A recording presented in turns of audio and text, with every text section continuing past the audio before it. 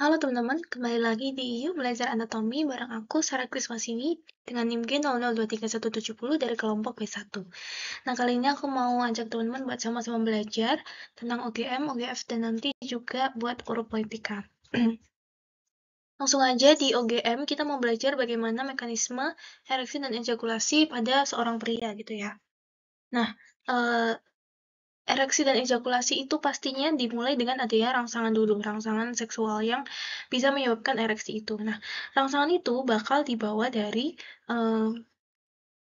nervus dorsalis penis ke nervus pudendus oleh si serabut aferen gitu ya.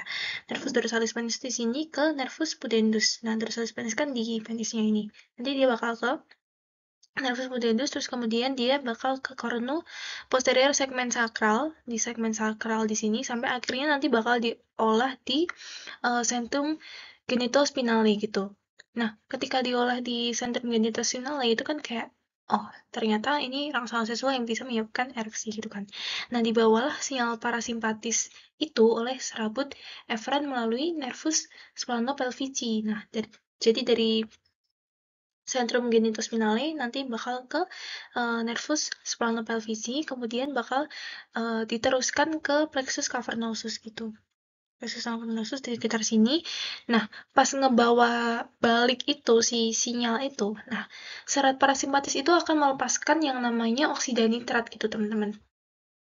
Nah, jadi kan ada oksida nitrat yang dilepaskan. Nah, oksida nitrat itu akan mengaktifkan enzim yang namanya guanyl guanidil siklase ini. Nah, guanidil siklase ini bakal meningkatkan pembentukan guanosin monofosfat atau GMF siklik ini tuh dari GTP. Jadi diubahlah si GTP ini jadi CGMP itu. Nah, CGMP ini dia akan melebarkan arteri-arteri atau kayak membuat arteri-arteri yang ada di penis itu vasodilatasi, yaitu arteri profunda penis dan arteri dorsalis penis. Nah, karena pembuluh darahnya melebar itu, nah makanya aliran darah ke penis itu akan bertambah kan, sehingga arteri Helicinae itu yang ada di penis akan terisi penuh dengan darah gitu, mengisi si cavernae, si corpus cavernosa yang dialiri darah oleh arteri Helicinae itu dengan darah. Dia awalnya tuh nggak terisi penuh dengan darah, kayak ya udahlah dialiri biasa aja, tapi ketika ereksi dia akan terisi penuh dengan darah. Nah, karena terisi penuh maka tekanannya kan akan menjadi tinggi, sehingga tunika albuginea menjadi tegang, vena dorsalisnya bakal terjepit sehingga jaringan erektil itu menggembung dan terjadilah ereksi gitu. Nah, ini arteri profunda penis itu kan ya hmm, arteri profunda penis itu dia bakal bercabang kan menjadi arteri Helicinae di sini kan. Nah, dia itu akan mengalirkan darah memenuhi cavernae pada corpus cavernosa. Nah, sedangkan vena dorsalisnya dia itu akan terjepit gitu, sehingga darah yang udah masuk ke cavernae itu dia nggak bisa keluar lagi gitu, sehingga penisnya bakal tegang, berdiri, dan menggembung gitu ya. Nah, terus ejakulasi sendiri tuh seperti apa? Jadi, lanjutan dari ereksi itu tuh ada ejakulasi, namun ejakulasi ini dia diawali dengan proses yang namanya emisi atau pembentukan semen dulu gitu. Nah, ejakulasi itu terjadi pas rangsangan seksual itu menjadi amat sangat kuat gitu. Jadi dilanjutkan lah itu rangsangan seksual dari ereksi ke ejakulasi gitu kan. Nah, rangsangan itu dibawa dari medula spinalis, terus diolah tuh. Wah kok ini rangsangannya amat sangat kuat, bisa sampai sebabin ejakulasi gitu kan. Nah, diganti deh, yang bawa saraf itu bukan parasimpatis tetapi saraf simpatis gitu. Nah, ngebawalah itu saraf simpatis dari medula spinalis pada segmen torakal 12 sampai lumbal 2 gitu. Torakal 12 sampai lumbal 2 dia bakal berjalan ke organ genital melalui plexus yang namanya plexus hypogastricus. Nah, dan plexus saraf simpatis pelvis untuk mengawali emisi atau pembentukan cairan semen gitu. Nah, emisi ini dimulai dengan kontraksinya vas deferens. Kontraksinya vas deferens yang membawa keluar sperma. Nah, kan vas deferens itu dia membawa nih keluar sperma gitu kan ya, dari testis. Nah itu ketemulah dia sama cairan dari vesicula seminalis. Nah, ketemu sama cairan vesicula seminalis, kemudian dia bakal dikasih nutrisi dulu biar kualitasnya juga bagus kan. Jadi vesicula seminalis ini dia bakal menghasilkan cairan yang mengandung fruktosa, prostaglandin, enzim-enzim untuk nutrisi si sperma. Nah, terus dari vesicula seminalis, terus vas deferens dia bakal bergabung lewat ductus ejaculatorius ke uretra pars prostatica.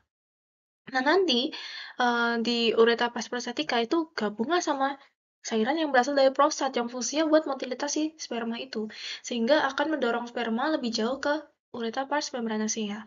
Nah, di uretra pars membranacea dia bakal ketemu sama sekret dari kelenjar bulbo-uretralis proper gitu, untuk membantu lubrikasi pas nanti dia juga melakukan coitus gitu. Nah, jadilah cairan semen. Itu emisi gitu, pembentukan semennya. Nah, ejakulasi sendiri gimana? Jadi uretra interna itu bakal mengeluarkan sinyal sensoris yang diantarin sama nervus pudendus ke regio sakral medulla spinalis gitu. Nah, sinyal sensoris ini bakal merangsang kontraksi ritmis organ genitalia interna. Jadi kayak ductus-ductusnya di sini, terus organ-organnya di sini bakal ada kontraksi ritmis gitu, bergerakan ya. Itu ngebuat kontraksi si otot-otot ischiocavernosus dan juga bulbocavernosus gitu, yang akan menekan dasar jaringan erektil penis gitu. Penis kan dia jaringan erektil, jadi dia bisa terangsang gitu kan. Nah, semakin tinggilah tekanan di kedua jaringan erektil penis, di ductus genital serta di uretra yang bakal sama-sama mengejakulasikan semen dari uretra keluar. Nah, proses ejakulasi atau mengeluarkan sperma itu keluar itu namanya ejakulasi kayak gitu. Nah, ini jadi ductus-ductus atau bukan ya, glandula-glandula apa aja sih yang bakal sama-sama bekerja sama untuk menghasilkan semen itu untuk membutuhkan semen atau emisi tadi. Itu yang pertama ada vesicula seminalis gitu di sini. Vesicula seminalis itu dia letaknya di posterior vesicula urinaria kan, ini di posterior vesicula urinaria, dan dia akan mensekresikan bahan-bahan mukus yang mengandung banyak fruktosa, asam sitrat, dan juga zat nutrisi lainnya, serta sejumlah besar prostaglandin dan fibrinogen. Nah, selama proses emisi dan ejakulasi ini, vesicula seminalis itu dia bakal mengeluarkan isinya ke ductus ejaculatorius gitu di sini, ductus ejaculatorius, dan setelah jadi vas deferens kan ngeluarin nih si Shermani, ya kan? Ini. Nah, bakallah bergabung sama si sekret yang dari vesicula seminalis itu. Dia gabung menjadi bergabung ke ductus ejaculatorius gini. Nah, gitu. Nah, sekretnya tadi kan ada fruktosa dan lain-lain. Itu tuh sebagai zat nutrisi ya, yang dibutuhkan oleh sperma supaya konsistensi semennya itu menjadi kental gitu. Jadi dia juga mengkoagulasikan semen, dan prostaglandinnya sendiri tuh untuk membantu motilitas sperma gitu, supaya si sperma itu nantinya bisa bergerak di vagina, terus dia sampai ke tuba fallopi, terus sampai ke ovarium gitu kan ya, terus bereaksi dengan mukus serviks perempuan juga, sehingga serviks itu bisa menerima pergerakan sperma gitu. Nah, terus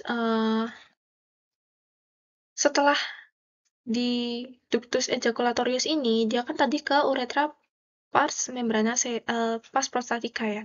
Itu dia bakal ketemu sama sekret dari glandula prostat. Nah, glandula prostat ini dia tuh juga mengeluarkan sekret. Nah, sekretnya dia itu apa? Sekretnya dia itu adalah berupa cairan tipis gitu. Cairan tipis yang seperti susu gitu, yang membuat warnanya si sperma ini atau semen ini tuh menjadi seperti susu.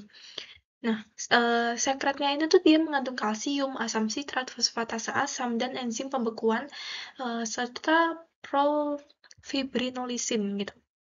Nah, sifat cairan prostat ini tuh dia akan sedikit basa atau alkalis, yang penting buat keberhasilan fertilisasi nanti. Kenapa? Karena cairan dari vas deferens dan dari vesika seminalis itu dia kan cenderung asam ya, karena ada asam sitratnya tadi.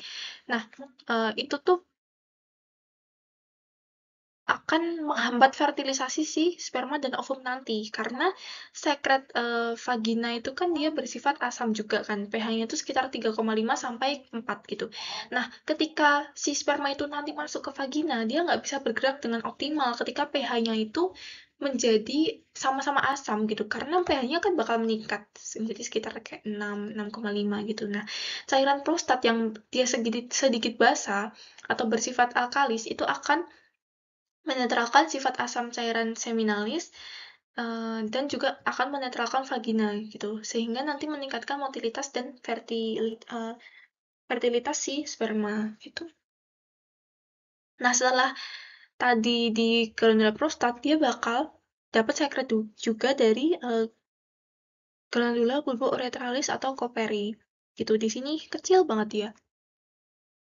Nah, bubuk uretra ini dia akan mensekresikan lendir, cairan mukus untuk pelumas gitu saat fase ereksi. Nah, lendir ini tuh mengalir melalui uretra selama hubungan seksual gitu, selama koitus, untuk dia itu akan membantu lubrikasi selama nanti kopulasi gitu. Nah, ini yang lebih jelasnya ini ada prostat ya kan, ini ada prostat, di sini ada vesicula seminalis, terus dia ductus ejaculatorius tadi, terus prostat, kemudian di sini ada koper ya kan, itu terus ya vesicula seminalis dia gabung lah sama vas deferens menjadi ductus ejaculatorius, terus masuk ke prostat, terus ditambah lagi sekret dari koper gitu. Gitu aja sih ereksi dan ejakulasi. Terus kemudian fertilisasi itu seperti apa pada wanita gitu, dan nantinya sampai terjadi implantasi. Tadi kan udah kita bicarain sperma, terus gimana sih dia bisa ketemu sama si ovum gitu, di mana bisa ketemu dan fertilisasi seperti apa gitu kan. Nah, jadi tadi kan kita udah bicara soal pria, sekarang soal wanita, bagaimana dia mengeluarkan si ovumnya. Jadi si ovarium itu dia akan menghasilkan ovum ya kan. Nah, ovum ini tuh dia akan berjalan ke tuba Fallopi. Nah, fertilisasi sendiri itu lebih sering terjadi di ampulla tuba Fallopi gitu. Jadi bagian lebarnya dari tuba Fallopi nanti blastokista ini bakal nidasi di dinding uterus gitu. Nah, perjalanan sperma sendiri gimana? Jadi setelah laki-laki mengejakulasikan semen ke dalam vagina gitu saat koitus, beberapa sperma itu bakal ditransport dari vagina ke uterus gitu. Ke uterus terus kemudian dia jalanlah ke tuba Fallopi juga. Terus di ampula ini dia bakal ketemu sama si ovum gitu. Nah, transfer sperma itu dia bakal dibantu sama kontraksi uterus, terus kontraksi tuba Fallopi juga yang dirangsang oleh prostaglandin dalam cairan semennya laki-laki. Tadi kan dia ada nih ya yang menghasilkan prostaglandin gitu. Nah, juga bakal dibantu sama oksitosin yang dilepaskan oleh kelenjar hipofisis posterior perempuan saat mengalami orgasme ketika berhubungan gitu kan. Nah, sebelum sperma memasuki ovum, itu mula-mula sperma itu harus menembus lapisannya si ovum yang lapisan ganda sel granulosa ini yang melekat di sisi luar ovum atau biasa disebut corona radiata gitu. Nah, abis dia menembus corona radiata, dia itu berikatan dengan protein yang namanya uh, protein reseptor ZP3 dan dia akan menembus zona pellucida yang menyelubungi si ovum gitu. Jadi dia menembus corona radiata berkaitan dengan protein reseptor ZP3 terus kemudian dia menembus lah zona pellucida gitu kan. Nah, kenapa dia bisa melakukan itu si sperma? Karena di akrosomnya si sperma gitu di sini kepalanya sperma terus ada akrosom kan dia. Itu ada yang namanya enzim hyaluronidase dan juga enzim proteolitik yang akan mendepolimerisasi polimer-polimer asam hyaluronat dalam semen yang mengikat sel granulosa ovum gitu. Jadi dia menyebabkan si sperma ini bisa melemahkan si granulosa ovum gitu. Dan enzim ini akan membuka suatu jalur penetrasi untuk masuknya kepala sperma melewati zona pellucida ke bagian dalam ovum gitu. Nah, dalam waktu 30 menit selanjutnya, membran sel kepala sperma dan oosit ini bakal bersatu untuk membentuk sebuah sel tunggal. Ya, terbentuklah si zigot itu sendiri.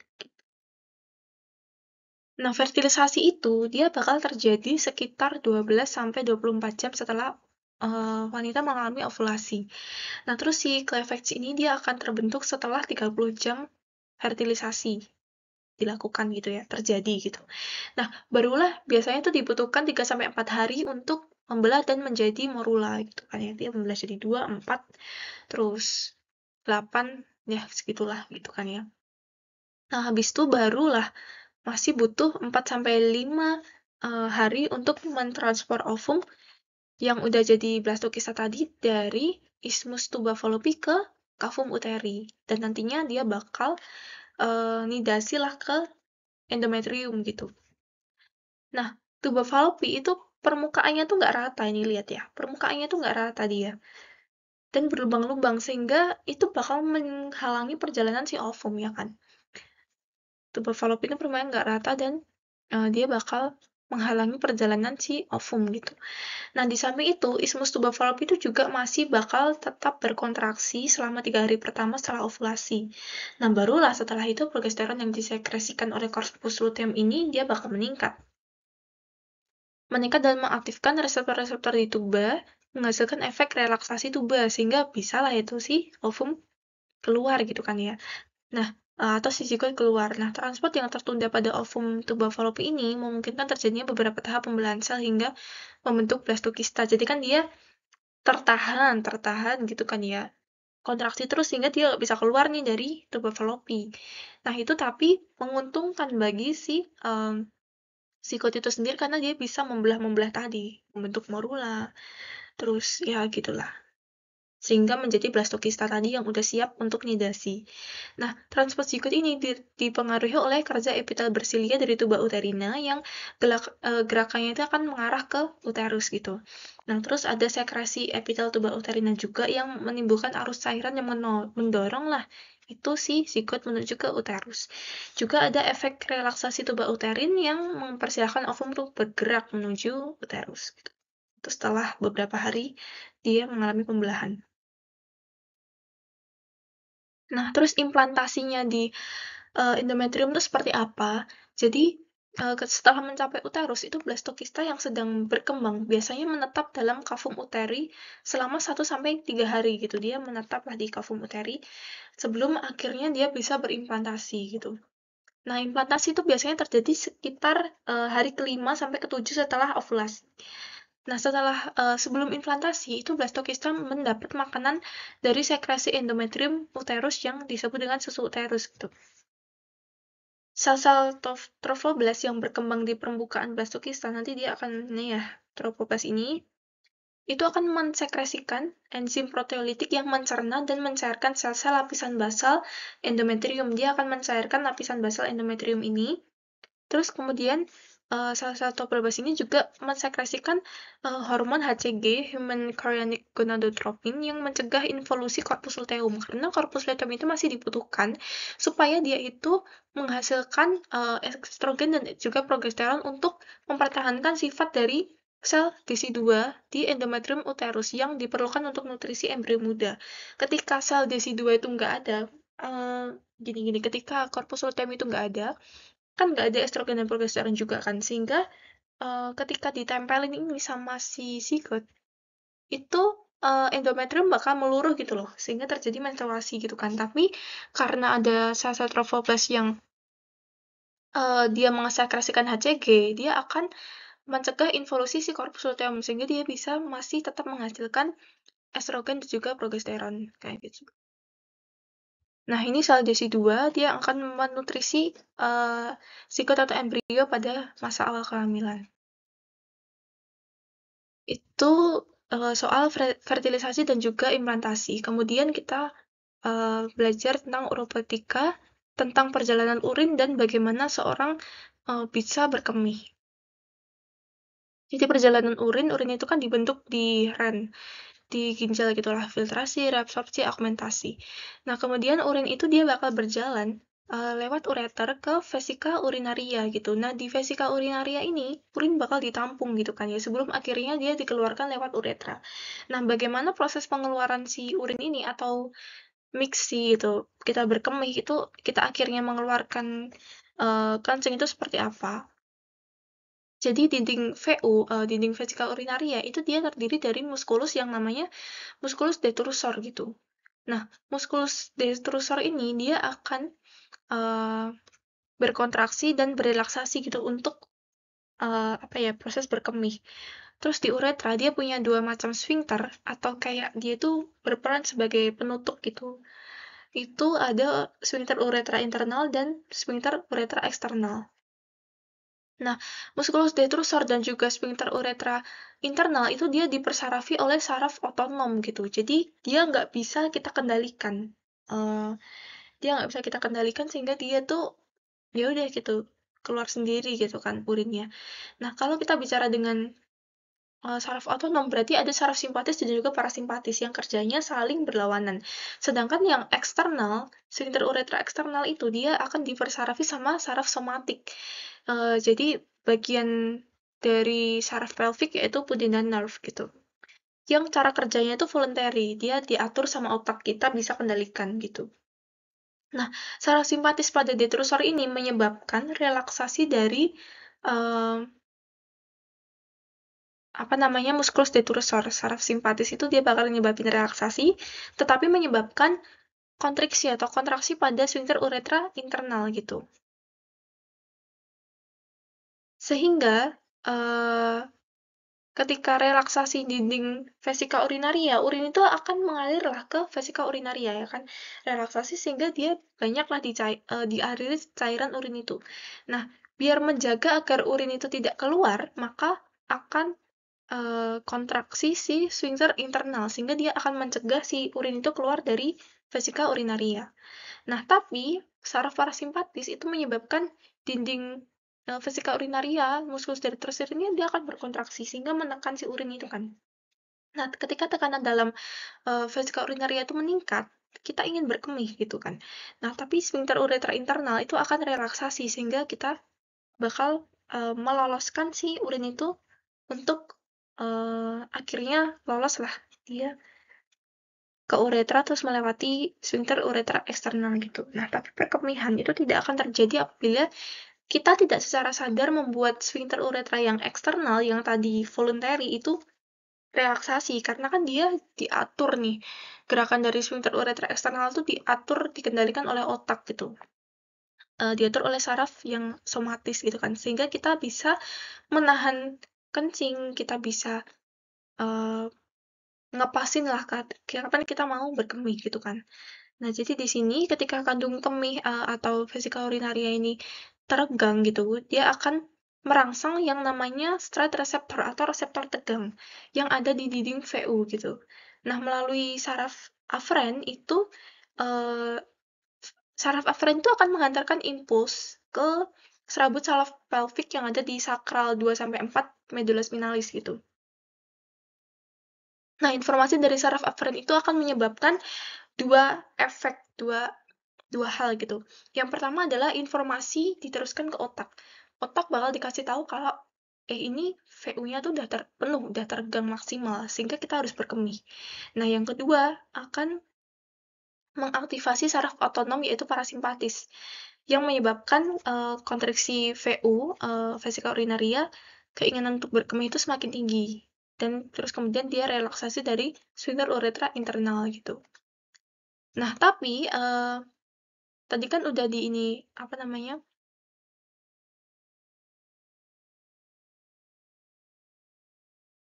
Eh jadi